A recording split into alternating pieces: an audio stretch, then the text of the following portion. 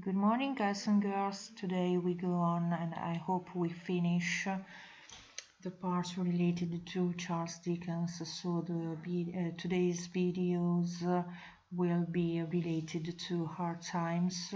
So the general analysis as usual, and then to the analysis of the text on page 32 in your book, that is Cooktown. So as the other day, we are going to listen to it and to analyze it.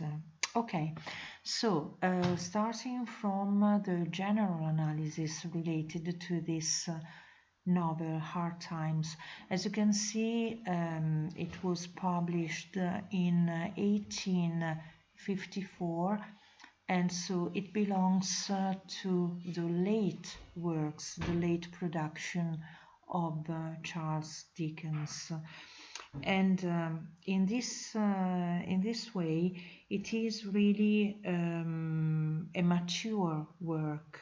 And what we can find in this novel is really a sharper criticism related to the evils of the Victorian age. As you can see in red in this slide, it is a denunciation novel because it is really a very powerful and effective accusation of the most negative aspects of the industrial society. So the part we are going to analyze it is the description of Cooktown, that is this fictional city. It is an invented city, but really very similar to some of the most typical cities that were founded during the Second Industrial Revolution.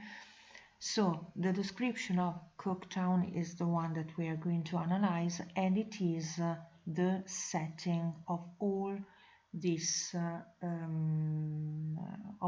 novel. But it could have been Birmingham, Manchester, Leeds, so the cities that were called mushroom cities and that were originated and very, very quickly developed during the Second Industrial Revolution. All the criticism that we can find in this work is related to the utilitarian philosophy, let's say. So what was utilitarianism? Was a kind of philosophy that in a way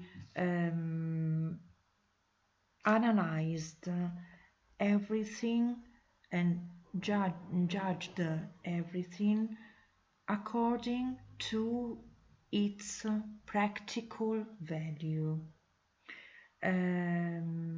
So for example, facts were the most important things in the utilitarian philosophy.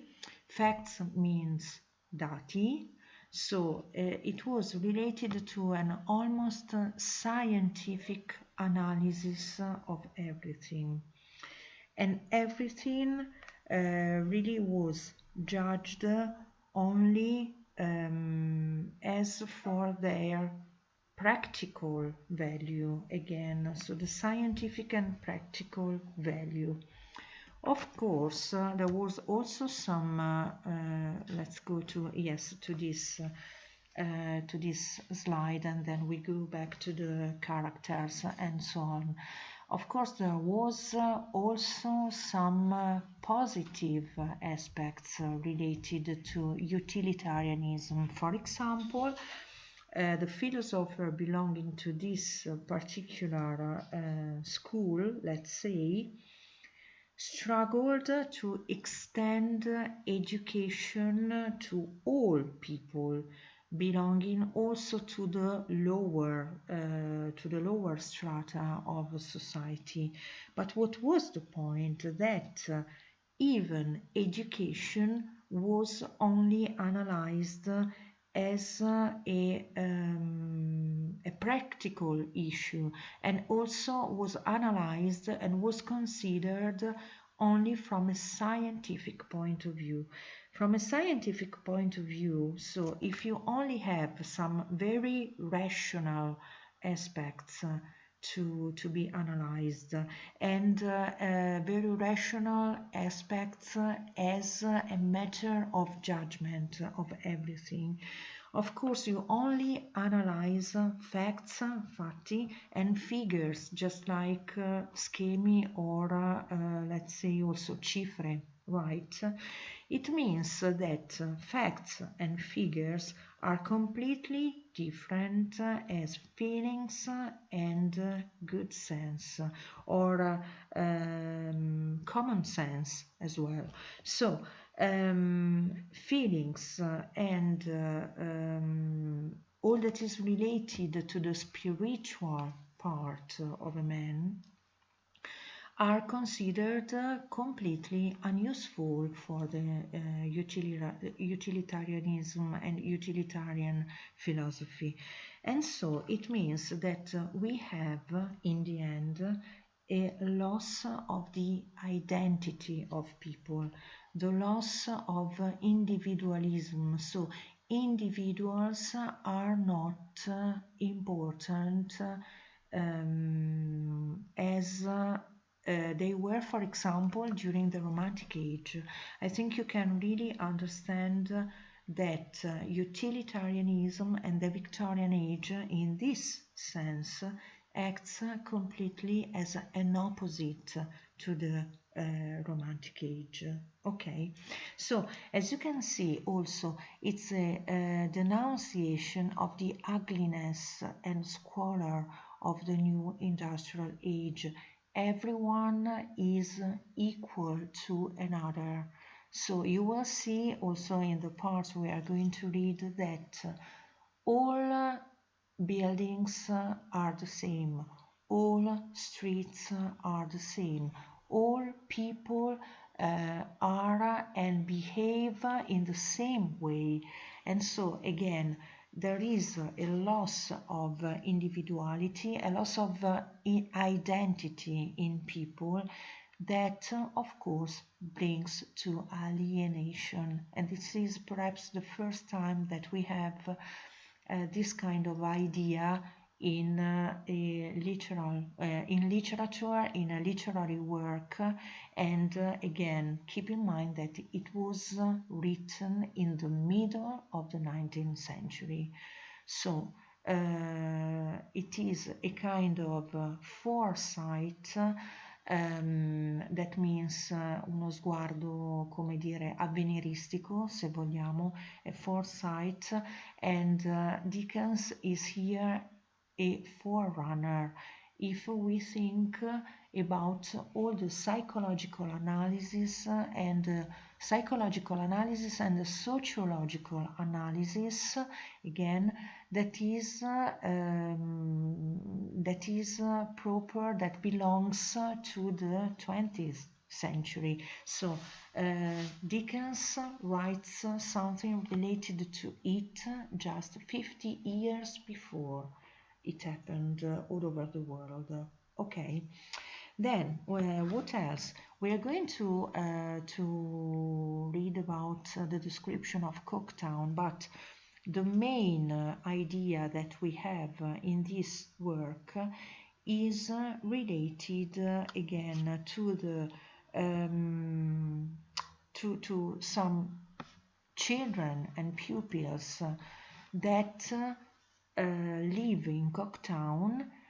And so the pupils are related to the protagonist, as you can see, this Thomas Gradgrind, that is the educator, the teacher in a school where children are considered as let's say as a mass come massa proprio, and that are not considered as individuals just because this kind of school that follows the utilitarian philosophy wants to turn children into machines, as you can see, because everyone have to follow the rules and have to behave in the same way so that they are much more productive as individual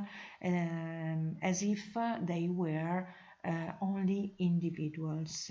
Okay. Again, I want you to consider the meaning of the names that Charles Dickens invents.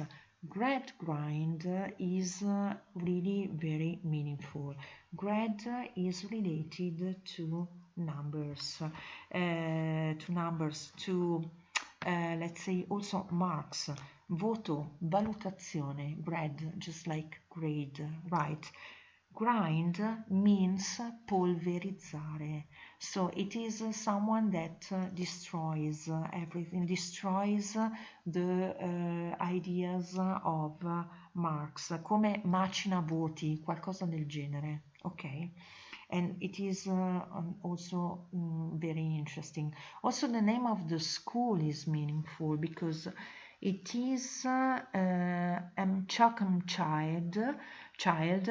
We will find it, and it is just like something that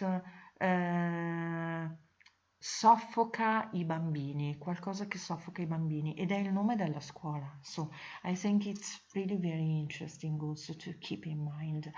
Okay, so we are going to listen to the reading of the part related to Coketown, and you will see how ironical he is, but as it is typical of Dickens, how critical he is related to the description of this city. Okay, I stop the video here and we go on with the listening of the parts related to Coketown.